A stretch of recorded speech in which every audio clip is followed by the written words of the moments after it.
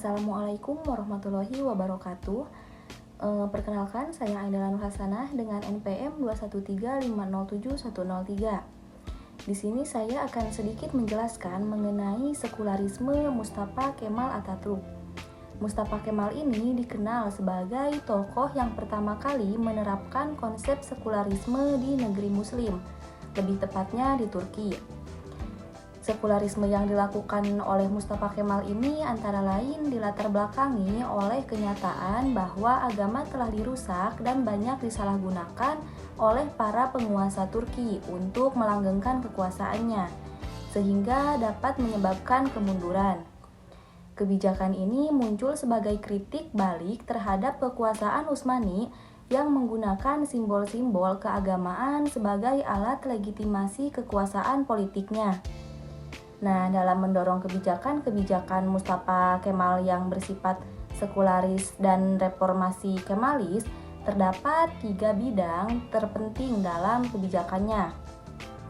Yang pertama adalah sekularisasi negara, pendidikan, dan hukum, serangan terhadap pusat-pusat kekuatan tradisional ulama yang sudah melembaga. Nah, dalam hal ini pendidikan dan perundang-undangan yang sudah dimulai pada pemerintahan Sultan Mahmud pada tahun 1913 sampai 1918. Penghapusan kesultanan dan kekhalifahan, proklamasi republik dan pemberlakuan konstitusi baru di tahun 1922.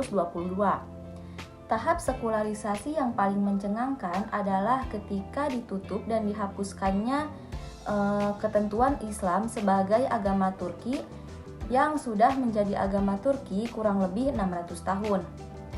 Pemisahan agama Islam sebagai agama resmi dan semua kegiatan agama Islam harus dihapuskan.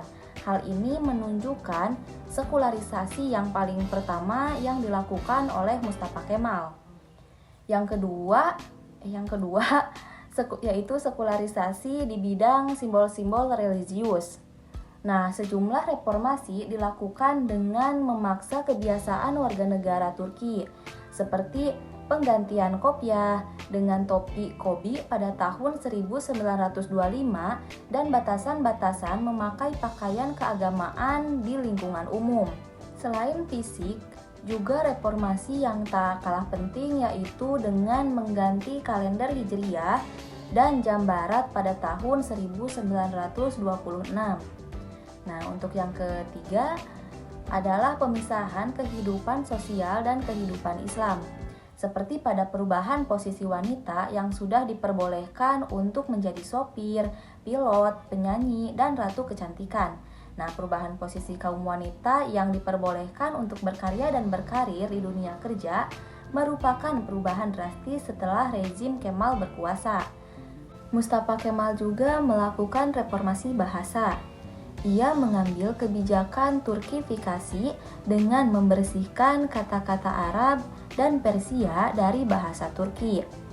Seperti azan dikumandangkan dalam bahasa Turki, Al-Quran diterjemahkan dalam bahasa Turki, demikian juga khutbah yang dilakukan pada sholat Jumat disampaikan dengan menggunakan bahasa Turki. Di samping reformasi bahasa, Mustafa Kemal juga berusaha menghilangkan semua simbol-simbol dan upacara-upacara, baik upacara adat maupun upacara keagamaan yang mencerminkan ketradisionalannya.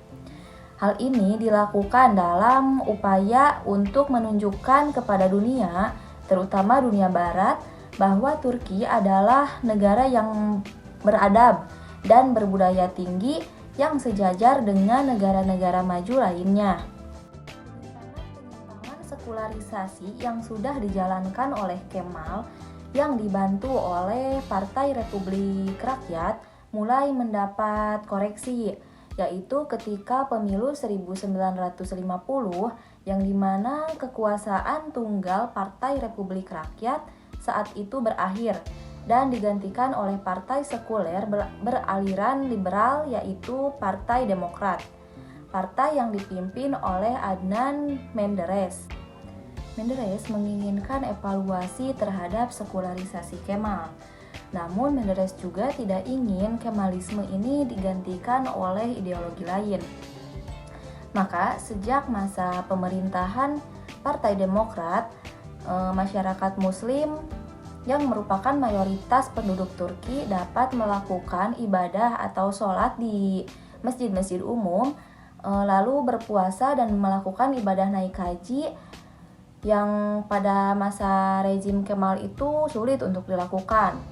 Nah, selain itu madrasah-madrasah kembali dibuka sehingga para orang tua dapat menyekolahkan anak mereka di sekolah agama. Setelah mereka menyadari bahwa mereka ini tumbuh sebagai suatu generasi yang kering dari nilai dan ilmu agama. Karena itulah di satu sisi Mustafa Kemal dikecam sebagai pengkhianat yang bertanggung jawab atas hilangnya kekhalifahan Islam, akan tetapi di sisi lain ia juga diakui berhasil menciptakan sistem pemerintahan parlementer dan meletakkan dasar-dasar yang kuat bagi kehidupan demokratisasi di negara Turki. Mungkin sekian yang bisa saya sampaikan. Wassalamualaikum warahmatullahi wabarakatuh.